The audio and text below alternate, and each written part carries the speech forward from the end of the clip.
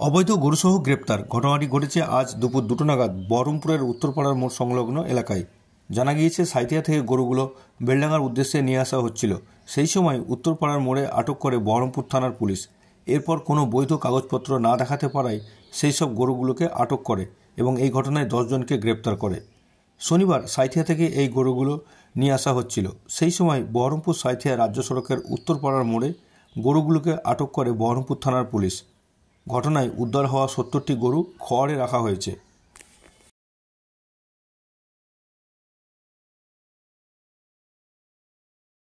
কেন?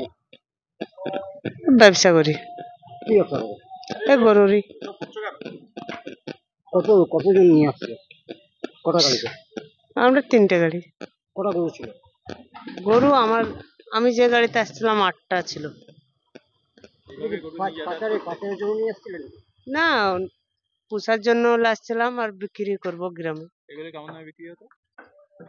এই যেরকম যা গরু, যেরকম গরু সেরকম গরুগুলো কেমন দাম?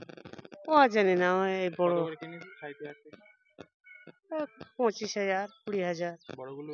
হ্যাঁ। ছোটগুলো? ছোটগুলো আমি জানি না। কেউ জানো না? না। এই গরু নিয়ে বড় গরুগুলো কি করতে?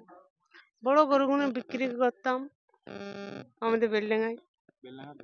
হুম। ওপারে গরু যাচ্ছে না? না, আমরা বেলডাঙ্গা হাটে বেচতাম। যে সাইথিয়া থেকে নিয়ে আসলে ক জায়গায় টাকা দিতে হয়েছে? ও মনে নেই আমার, কত করে দাও? কোনো ঠিক নাই। তাও 500, 600, 1000। কারা নেয় এটা? হুম। কারা নেয় টাকা? ওখানকার লোক থাকে, যেখানকার যা ডাক মাস্টার থাকে। ডাক মাস্টার? হুম। থানাতেই থাকে? না, মোড়ে মোড়ে থাকে। হ্যাঁ। এই বীরভূমে দিতে হবে? সাইথিয়া থেকে আসার পরে কত জায়গায় দিতে হবে? ও 5-7 জায়গায় আমার। 7 জায়গায় দিতে হয়েছে? হ্যাঁ, 5-7 জায়গা হবে। এটা কিভাবে নাই? কতগুলো গরু আছে তার উপর নির্ভর করে, না গরু থাকলেই নেই? গরু থাকলে নেই। কতদিন ধরে এরকম ভাবে যাতায়াত করতে হয় গরু নিয়ে? আমার বেশি দিন এর লাইনে ঢোকা হয়নি, 6-7 মাস মতন ঢোকা হয়। ওপারে যাচ্ছে না গরু? না, ওপারে যাচ্ছে না, আমাদের বেলডাঙ্গায় বাড়ি।